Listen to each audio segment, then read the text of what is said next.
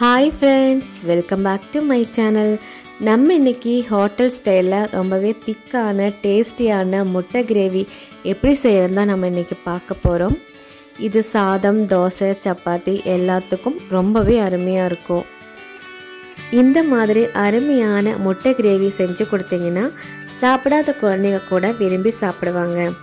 இப்போ வாங்க இந்த டேஸ்டியான முட்டை கிரேவி எப்படி செய்கிறதுன்னு பார்க்கலாம். அதுக்கு முன்னாடி என்னோட இந்த சேனலை சப்ஸ்கிரைப் பண்ணாதீங்க இருந்தீங்கன்னா கீழே இருக்க சப்ஸ்கிரைப் பட்டனையும் பக்கத்தில் இருக்கிற பெல் பட்டனை ப்ரெஸ் பண்ணிக்கோங்க. வாங்க வீடியோக்குள்ளே போகலாம். ஃபஸ்ட்டு இந்த ரெசிபி ரெடி பண்ணுறதுக்காக நம்ம கொஞ்சமாக மசாலா அரைச்சிக்கலாம். இப்போது ஒரு மிக்ஸி ஜாரில் 3 தக்காளி கட் பண்ணி சேர்த்துருக்கேன். உங்களுக்கு புளிப்புக்கு ஏற்ற மாதிரி நீங்கள் சேர்த்துக்கோங்க. இப்போ இது கூட 2 பச்சை மிளகாய், ஒரு கைப்பிடி அளவுக்கு மல்லித்தலை, கொஞ்சமாக புதினாத்தலை சேர்த்துக்கோங்க. புதினாத்தலை ஆப்ஷனல் தான், உங்களுக்கு விருப்பம் இருந்தால் சேர்த்துக்கோங்க. புதினாத்தலை சேர்க்கும்போது அதோட ஃப்ளேவரும் நல்லாயிருக்கும். இது கூட நீங்கள் கொஞ்சமாக முந்திரி பருப்பு சேர்க்கலாம். அது இல்லைன்னா அதுக்கு பதிலாக 4 ஸ்பூன் அளவுக்கு தயிர் சேர்த்துக்கோங்க. தயிர் புளிப்பில்லாத தயிராக சேர்த்துட்டு நீங்கள் அரைச்சிக்கோங்க. இப்போ பாருங்கள், நைஸாக அரைச்சிட்டு வந்துட்டோம். இப்போ இது ஒரு பக்கம் இருக்கட்டும். இப்போ இதுக்காக நான் முட்டை ஒரு 5 முட்டை வேக வச்சு வச்சுருக்கேன். இப்போ இந்த முட்டை இந்த மாதிரி நம்ம கீறி விட்டுடலாம். இந்த மாதிரி லைட்டாக நம்ம கத்தி வச்சுட்டு கட் பண்ணும்போது அதோட மசாலாவெல்லாம் நல்லா உள்ளே போகும். இப்போது மீதமுள்ள முட்டை அதே மாதிரி நம்ம கீறி விட்டுடலாம். இப்போது இந்த முட்டை லைட்டாக வறுத்து எடுக்கணும். இப்போ அதுக்காக நம்ம ஸ்டவ் ஆன் பண்ணுறதுக்கு முன்னாடி ஒரு கடாயில் 4 டேபிள் ஸ்பூன் போல் ஆயில் சேர்த்துட்டு இப்போது அதில் 1/2 டேபிள் ஸ்பூன் மிளகாத்தூள், 1/4 டேபிள் ஸ்பூன் மஞ்சத்தூள், 1/2 டேபிள் ஸ்பூன் கரம் மசாலா சேர்த்துட்டு நல்லா மிக்ஸ் பண்ணி விட்டுடலாம். கூடவே நம்ம உப்பு சேர்த்துக்கலாம். இது நம்ம ஸ்டவ் ஆன் பண்ணுறதுக்கு முன்னாடி நம்ம இது நல்லா கலந்து விட்டுக்கலாம். இல்லைன்னா அந்த மசாலா அடி பிடிக்க ஆரம்பிச்சிடும். நல்லா கலந்து விட்டதுக்கப்புறமா அந்த மசாலாலாம் கட்டியெல்லாம் நல்லா உடச்சி விட்ருங்க. இப்போ நம்ம ஸ்டவ் ஆன் பண்ணிடலாம். இப்போது இந்த மசாலா ஆயில் நல்லா சூடானதுக்கப்புறமா இப்போ அதில் நம்ம முட்டை சேர்த்துக்கலாம். முட்டை வறுக்கும்போது நீங்கள் ஃப்ளேம் நல்லா ஆயில் சூடானதுக்கப்புறமா ஃப்ளேம் ஒரு மீடியம் ஃப்ளேமில் வச்சுக்கோங்க. இல்லைன்னா அந்த மசாலாலாம் கறியிட்டு அதோடய ஃப்ளேவரே மாறிடும். இப்போ நல்லா திருப்பி விட்டுட்டு அந்த முட்டை நல்லா வறுத்து எடுத்துக்கலாம். இப்போது முட்டை அந்த மசாலா கூட நல்லா மிக்ஸ் ஆகி நல்லா வறுப்பட்டுருச்சு. இப்போ இது ஒரு பிளேட்டில் எடுத்து வச்சிடலாம். இப்போ ஒரு கடாயில் 3 டேபிள் ஸ்பூன் போல் ஆயில் சேர்த்துக்கலாம். ஆயில் சூடானதுக்கப்புறமா ஒரு பட்டை, 3 ஏலக்காய், 1 டேபிள் ஸ்பூன் பெருஞ்சீரகம், ஒரு பிரிஞ்சி இலை சேர்த்துட்டு நல்லா வறுத்து எடுத்துக்கலாம்.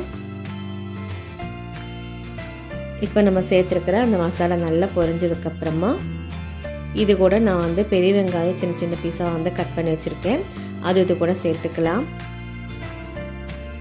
நான் பெரிய வெங்காயம் 3 பெரிய வெங்காயம் சேர்த்துருக்கேன். இப்போ இதை நல்லா வதக்கி விட்டுக்கலாம்.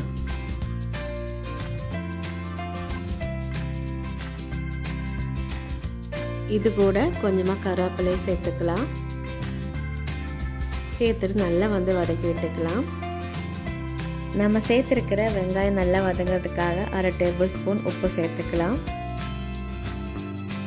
சேர்த்துட்டு நல்லா வதக்கி விட்டுக்கலாம். இது கூட 1/2 டேபிள் ஸ்பூன் அளவுக்கு நம்ம இஞ்சி பூண்டு பேஸ்ட் சேர்த்துக்கலாம். சேர்த்துட்டு நல்லா வதக்கி விட்டுக்கோங்க. இப்போது இது கூட நம்ம ஏற்கனவே அரைச்சி வச்சுருக்கிறோம் இல்லையா, மல்லித்தலை, புதினாத்தலை பேஸ்ட்டு இது கூட சேர்த்துக்கலாம். சேர்த்துட்டு நல்லா கலந்து விட்டுக்கலாம். இப்போ இது கூட 1/2 டேபிள் ஸ்பூன் மிளகாத்தூள் சேர்த்துக்கலாம். ஒரு 1/4 டேபிள் ஸ்பூன் மஞ்சத்தூள் சேர்த்துக்கோங்க. இது கூட 1 டேபிள் ஸ்பூன் மல்லித்தூள், 1/2 டேபிள் ஸ்பூன் கரம் மசாலா சேர்த்துட்டு நல்லா வதக்கி விட்டுக்கலாம். இப்போது நம்ம ஏற்கனவே அரைச்சி வச்சுருக்கிற அந்த மிக்ஸி ஜாரில் கொஞ்சம் தண்ணி சேர்த்துட்டு அந்த தண்ணி இது கூட சேர்த்துக்கலாம். உங்களுக்கு முட்டை கிரேவிக்கு எந்த அளவுக்கு தண்ணி வேணுமோ அந்த அளவுக்கு நீங்கள் தண்ணி சேர்த்துக்கோங்க. இப்போது சேர்த்துட்டு நல்லா மிக்ஸ் பண்ணி விட்டுக்கலாம். இப்போது ஒரு 5 நிமிஷம் நம்ம மூடி வச்சிடலாம். இப்போ அந்த மசாலாவோட பச்சை வாசனைலாம் போகிற மாதிரி நல்லா கொதிக்க விட்டுடலாம். இப்போ பாருங்கள், அந்த மசாலா நல்லா எண்ணெய் எல்லாம் பிரிஞ்சு வர ஆரம்பிச்சிருச்சு. இந்த ஸ்டேஜில் நல்லா மிக்ஸ் பண்ணி விட்டுடலாம். இப்போது நம்ம ஏற்கனவே வேக வச்சு வறுத்து வச்சுருக்கிற முட்டை இது கூட ஆட் பண்ணிக்கலாம்.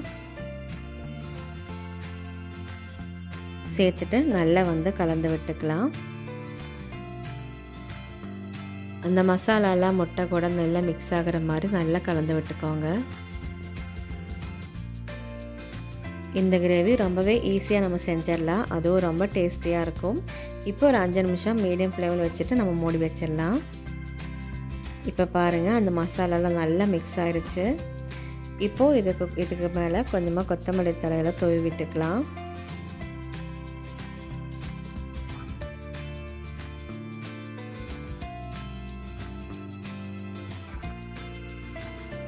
இப்போது நல்லா கலந்து விட்டதுக்கப்புறமா ஒரு 2 நிமிஷம் மூடி வச்சுருங்க.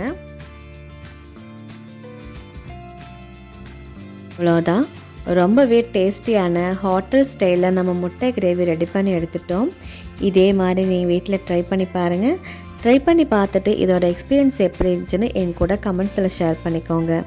இந்த ரெசிபி எல்லாருக்கும் பிடிச்சிருக்குன்னு நினைக்கிறேன். பிடிச்சிருந்துச்சுன்னா லைக் பண்ணுங்கள், ஷேர் பண்ணுங்கள். கீழே இருக்க சப்ஸ்கிரைப் பட்டனையும் பக்கத்தில் இருக்க பெல் பட்டனையும் ப்ரெஸ் பண்ணிக்கோங்க. அஸ்ஸலாமு அலைக்கும். தேங்க்யூ.